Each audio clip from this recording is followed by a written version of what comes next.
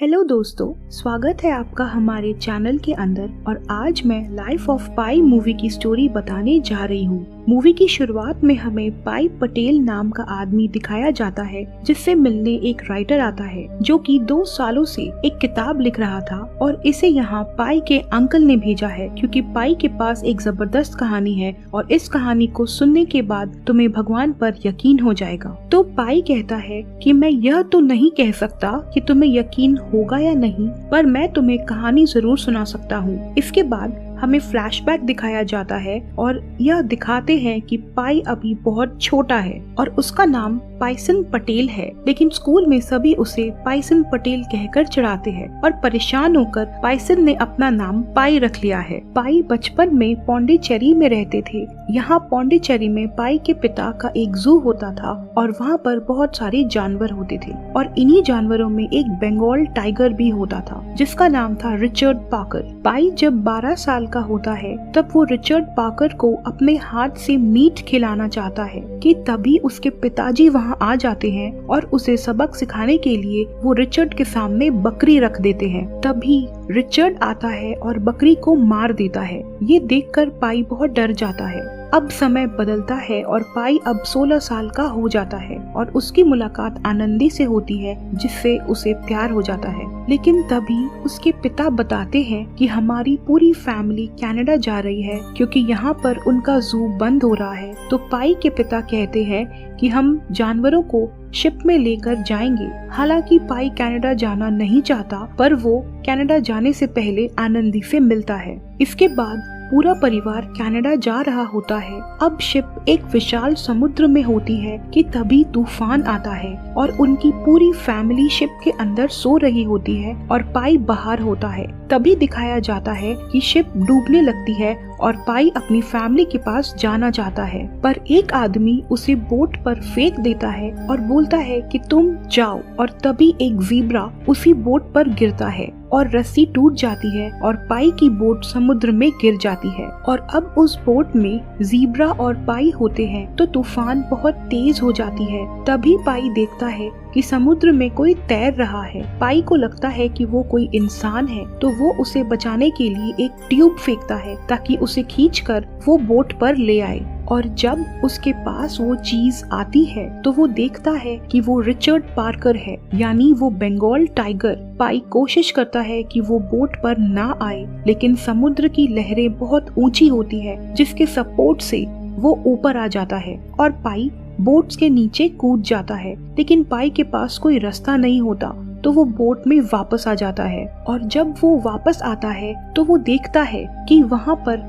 Richard Parker नहीं होता है, सिर्फ ज़ीब्रा होता है। और ज़ीब्रा अपनी जगह से नहीं हिल सकता क्योंकि गिरते वक्त उसका पैर टूट गया था। अब सुबह हो जाती है और तूफान बंद हो जाता है। तभी वहाँ पर एक लकड़बगा आ जाता है और वहाँ पर एक टेंट होता है जिससे वो लकड़बगा आया था। लेकिन पाई को समझ में आता है कि अभी भी ये बेहोशी की हालत में है। तभी उसे एक चिंपैंजी दिखता है और वो बहता हुआ जा रहा होता है। पाई उसे जोर से आवाज लगाता है और उसे बोट पर बुला लेता है। अब वो लकड़बगा अपनी भूख को कंट्रोल नहीं कर पाता है और उस ज़ीब्रा पर हमला कर देता है। हालांकि पाई ने ज़ीब्रा को बचाने की पूरी कोशिश की, पर वह लकड़बगा उसे मार देता है और उसे खा लेता है। और अब उस ज़ीब्रा को मारने के बाद अगले दिन वो लकड़बगा उस चिंपैंजी पर भी हमला कर देता है और इस बार भी पाई ने उस चिंपैंजी को बचाने की कोशिश की, पर इस बार भी वो फेल हो गया और वो लकड़बगा उसे भी खा गया।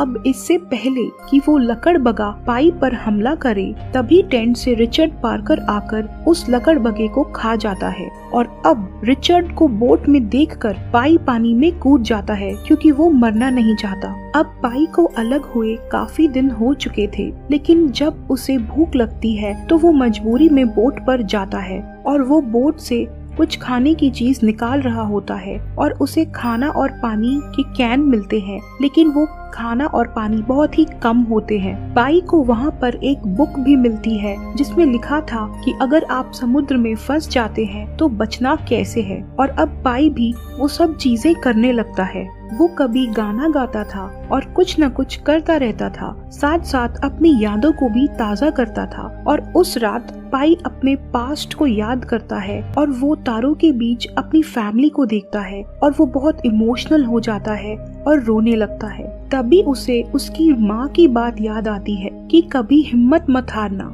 और यहाँ पर पाई के पास लिखने के लिए कॉपी और पेंसिल भी थी।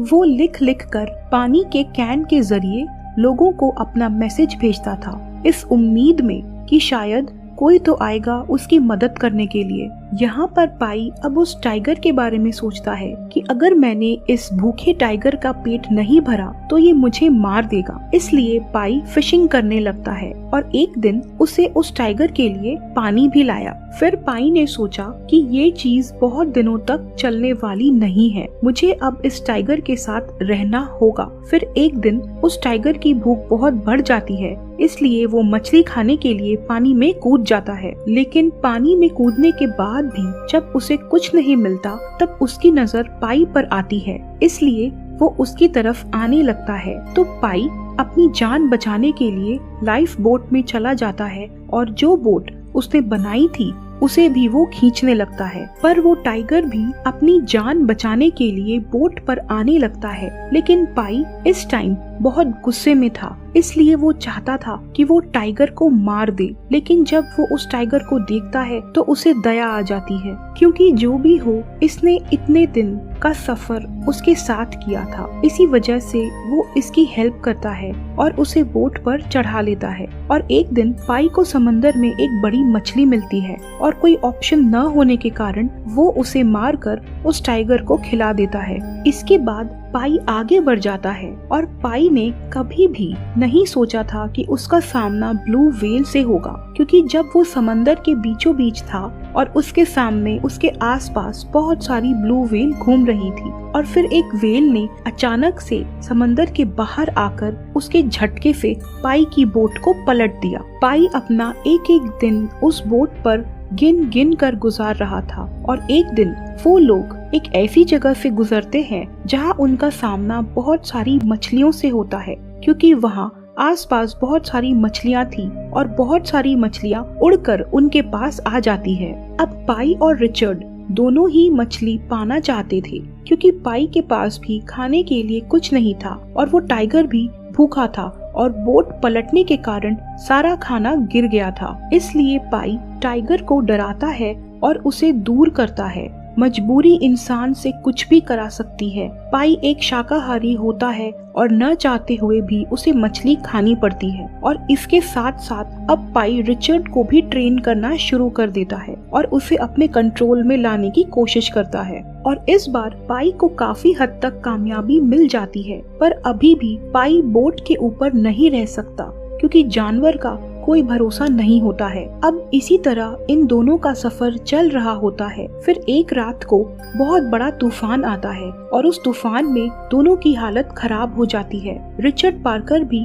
एक ही जगह पर लेटा होता है, क्योंकि उसकी हालत भी खराब हो गई थी। पाई उसके पास जाता है और उसका सिर अपनी गोद में रखता है और बोलता है कि रिचर्ड पार्कर, हम मर रहे हैं, लेकिन किस्मत ने इनके लिए कुछ और ही सोच रखा था। एक सुबह जब पाई की आंख खुलती है तो वो देखता है कि उनकी बोट एक टापू के किनारे होती है। पाई उस टापू पे उतरता है और कुछ जंगली सब्जी खाता है और आगे जाता है। जब वो आगे जाता है तो उस टापू पे हजारों नेवले होते हैं और वो नेवलों का टापू होता है। वहीं पर बीच में एक झील होती है और पाई उस मीठे पानी की झील में नहाता है। वहाँ पर रिचर्ड पार्कर भी आ जाता है और नेवलों को खाकर अपना पेट भरता है। रात को पाई पेड़ पर सोने का इंतजाम कर रहा होता है तो वो देखता है कि सारे नेवले पेड़ों पर चढ़ जाते हैं और रिचर्ड पार्कर भी भागकर नाव में चला जाता है। पाई को कुछ समझ में नहीं आता, लेकिन जब रात को पाई की आंख खुलती है और वो तालाब में देखता है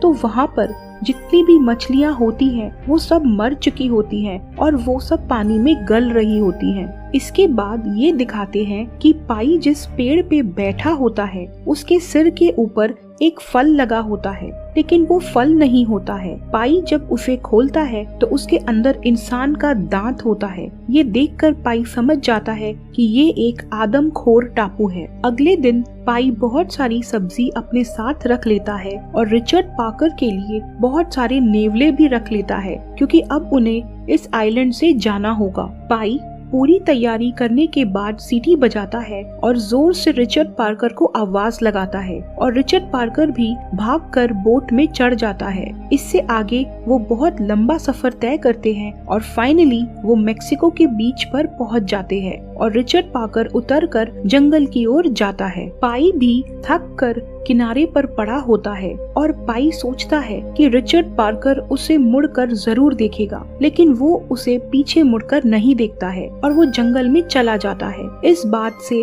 पाई को बहुत दुख होता है और वो बच्चों की तरह रोने लगता है। तभी वहाँ पर कुछ लोग आ जाते हैं और वो पाई को उठाकर ले जाते हैं। अब कहानी घूमकर पास से प्रेजेंट पर आ जाती है, जहाँ है पाई जो कि अब बड़ा हो चुका है। वो राइटर को पूरी स्टोरी बता रहा होता है। पाई बोलता है कि भगवान हमेशा मेरे साथ थे। अगर मैं उस आइलैंड पर नहीं आता तो मैं मर जाता, और अगर मुझे वो दांत नहीं दिखता तो भी शायद मैं मर जाता, लेकिन भगवान हर कदम पे मेरे साथ थे। पहले उसने मुझे उस आइलैंड पर आराम दिया और सफर आगे रखने का संकेत दिया। अगर रिचर्ड पार्कर नहीं होता तो शायद मैं जिंदा नहीं रहता। उसने मुझे जिंदा रहने की वजह दी, लेकिन सबसे ज्यादा दुख तब होता है जब आप किसी को अलविदा ना बोल पाओ। काश मैं रिचर्ड पार्कर को ये बोल पाता कि भगवान हमारे साथ है, मेरी जान बचाने के लिए शुक्रिया। अब राइटर बोलता है कि मुझे तो कुछ बातों पर यकीन ही नहीं होता। पाई बोलता है कि उस बोट पर मैं सिर्फ अकेला, केवल मैं ही बचा था, इसलिए कंपनी ने 2 लोगों को मेरे पास भेजा, क्योंकि वो इंश्योरेंस वालों को कुछ रिपोर्ट देना चाहते थे। जब मैंने उनको ये पूरी कहानी सुनाई तो उन्हें इस पर यकीन ही नहीं हुआ और उन्होंने कहा कि हमें कुछ ऐसा बताओ कि हम यकीन कर सके। और उसके बाद पाई ने उन्हें एक मन घड़ंत कहानी सुना दी और उस कहानी की कॉपी अभी भी पाई के पास थी और वो कॉपी उसने उस राइटर को दे दिया। इसके बाद पाई ने पूछा कि तुम्हें कौन सी कहानी अच्छी लगी। राइटर बोलता है कि पहली वाली कहानी जिसमें शेर है। पाई बोलता है थैंक यू। राइटर बोलता है क्या आप मुझे इस कहानी को लिखने देंगे। पाई बोलता है क्यों नहीं। इसके बाद पाई की फैमिली आ जाती है और वो राइटर को उनसे मिलवाता है और हम देखते हैं कि पाई की शादी हो चुकी है, उसका एक बेटा है और एक बेटी है और अब वो अपनी जिंदगी में खुश है। हालांकि पाई ने अपनी फैमिली को खो दिया था, लेकिन जिंदगी चलते रहने का नाम है और इसी के साथ ये फिल्म एंड हो जाती है।